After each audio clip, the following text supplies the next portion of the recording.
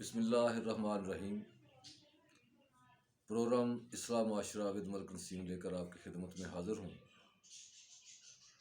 میں اپنے تمام ویورز کا، دیکھنے والوں کا، سننے والوں کا شکریہ ادا کرتا ہوں جو میرے اس پیغام کو سنتے ہیں اور آگے تک پھیلاتے ہیں، اس کار خیر میں حصہ ڈال کر ثواب دارین حاصل کرتے ہیں۔ دوستو، آج کا موضوع اس طرح ہے کہ ہم بہت سے ایسے عمل جو نیک ہوتے ہیں، جو پاکیزہ عمل ہوتے ہیں اور خالصتاً اللہ کی رضا کے لیے ہی ہم کرتے ہیں، لیکن ان کو جذبات میں آ کر، غصے میں آ کر ضائع کر دیتے ہیں۔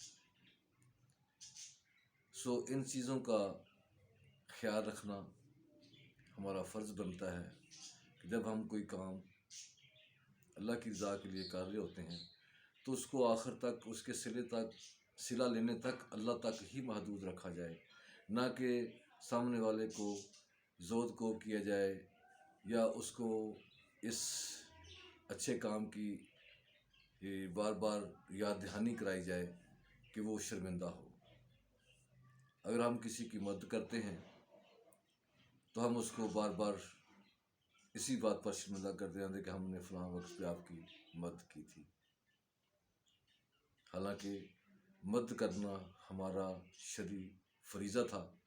ہمیں حکم ہے اللہ کی طرف سے کہ ہم ایک دوسرے کی یا اپنے انسانوں کی، اور انسان چونکہ اشرف المخلوقات ہے، اس کو تو حیوانات، چرند پرند پر بھی، جو غیر انسانی مخلوق ہے اس پر بھی رحم کرنے اور صلہ رحمی اور اس کے ساتھ بھی اچھا سلوک کرنے اور اس کی مدد کرنے کے لیے بھی حکم ہے۔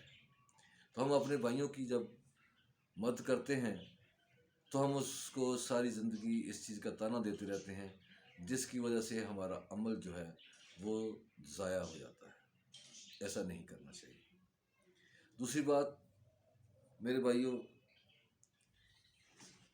نیکی اللہ کی توفیق ہے اور برائی سے بچنا بھی اللہ کی توفیق ہے۔ ہم اپنی طرف سے کچھ بھی نہیں کر سکتے، نہ نیکی کر سکتے ہیں اللہ کی توفیق کے بغیر، اور نہ ہم گناہ سے بچ سکتے ہیں اللہ کی توفیق کے علاوہ۔ جب ہمیں اللہ پاک اچھا کام کرنے کی توفیق عطا کرتے ہیں تو ہمیں اپنے اللہ سے ہی اس کے صلے کی طرف ہمارا دھیان یا ہمارا رجحان ہونا چاہیے، ان کے ہی ہمیں طلبگار رہنا چاہیے، نہ کہ اس انسان پر جس پر ہم کوئی احسان کرتے ہیں اس کو جتلا کر اس کی عزت جو ہے اس کو ہم اچھالتے ہیں، جو کہ شرعاً یہ غلط ہے۔ اس سے ہمیں پرہیز کرنا چاہیے۔ میں آپ کو آج اس صحابی کا واقعہ بیان کرنے جا رہا ہوں جو ایک جنگ میں بہت بہادری سے، بڑی جوانمردی سے، بڑی دلیری سے دشمن پر حملہ آور تھا اور بڑی جفا کشی سے لڑ رہا تھا۔ اس کو دوسرے صحابہ دیکھ رہے تھے اور بڑے اس کی تعریف کر رہے تھے کہ یہ جوان جو ہے یہ بہت ہی جفا کشی سے لڑ رہا ہے اور دشمن پر حملہ آور ہے، بہت سے دشمنوں کو یہ نیست و نابود کرتا جا رہا ہے۔ تو انہوں نے خوشی سے نبی کریم صلی اللہ علیہ وسلم کی اس جنگ میں چونکہ شریک تھے تو آپ سے صحابہ نے درخواست کی کہ دیکھیں یہ ہمارا صحابی، آپ کا صحابی کتنی بہادری سے، جرأت سے دشمن پر حملہ آور ہے اور یہ ان کو ختم کرتا جا رہا ہے، ان کے اوپر کامیابی سے وار کرتا ہے اور ان کو ہلاک کر دیتا ہے۔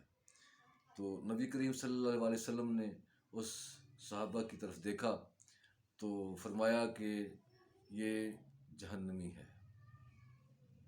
ابھی سب صحابہ اب اتنے تجسس میں کہ ایک اسلام کے خلاف دشمن کفار کی لڑائی ہے، اس میں اسلام کی خاطر لڑنے والا مجاہد اتنی بہادری اور جرأت مندی سے لڑ رہا ہے اور آپ صلی اللہ علیہ وسلم فرما رہے ہیں کہ یہ جہنمی ہے۔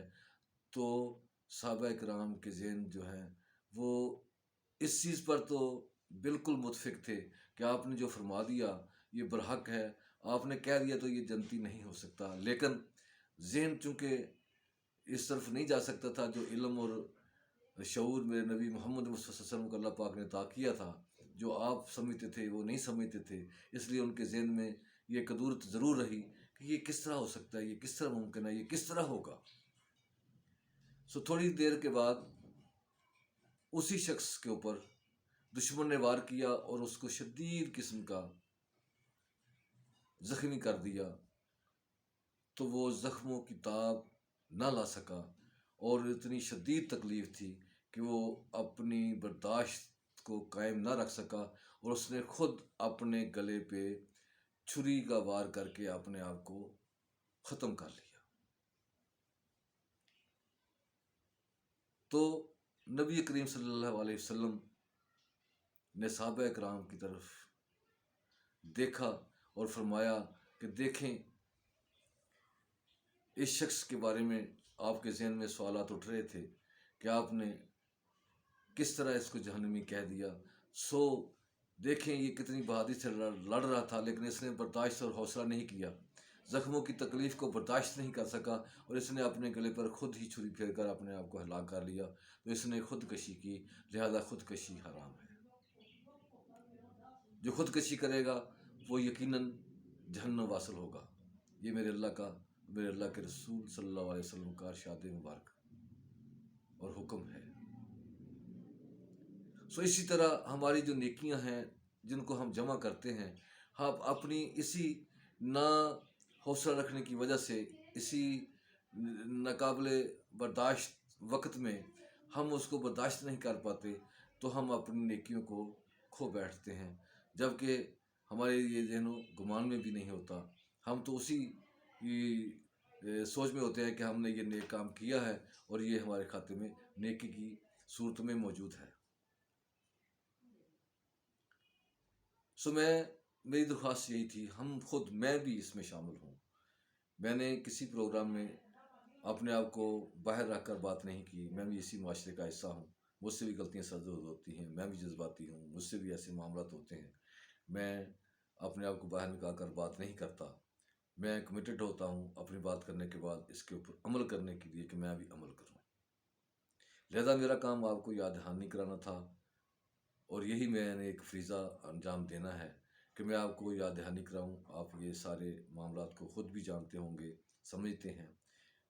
तालीम व तरबियत भी आप लोगों के पास मौजूद है, उसके बावजूद हम चूँकि बहैसियत इंसान गलती के पुतले हैं, हमसे गलतियाँ होती हैं और गलतियाँ करने के बाद हम फिर अपने अल्लाह से रुजू करते हैं, अल्लाह से मग़फ़िरत करते हैं, अल्लाह पाक हमें माफ़ फरमाते हैं। तो हम आज से ये इरादा करते हैं, आज से ये तहिया करते हैं कि हम अपने जज्बात को कंट्रोल में करेंगे और अपने नेक अमाल को ज़ाया होने से बचाएँगे। कोई भी अमल करने के बाद उसको पोशीदा रखा जाए, जो अल्लाह की रज़ा के लिए किया जाता है, उससे दुनिया के किसी शख्स से उसकी वापसी की उम्मीद ना रखें। और अल्लाह पाक बेहतरीन अजर देने वाले हैं, अल्लाह पाक बेहतरीन कारसाज हैं। हस्बुल्लाह व निअमल वकील। अल्लाह पर भरोसा रखें, वो बेहतरीन कारसाज है। किसी के साथ नेक अमल करने के बाद जज्बाती होकर अपने अमाल को ज़ाया ना करें। कोई भी अमल सब्र व तहम्मुल के बाद उसका फल अच्छा ही होगा, अच्छा ही अजर होगा। सो आज की मेरी वीडियो यहाँ तक ही है। आपसे दरख्वास्त है, इसको आगे फैलाएं, सब्सक्राइब करें, शेयर करें और लाइक करें और मुझे अपने कमेंट्स बॉक्स में भेजें ताकि मैं इसकी मज़ीद बेहतरी की तरफ आ सकूँ। अस्सलाम वालेकुम व रहमतुल्लाहि व बरकातुहू।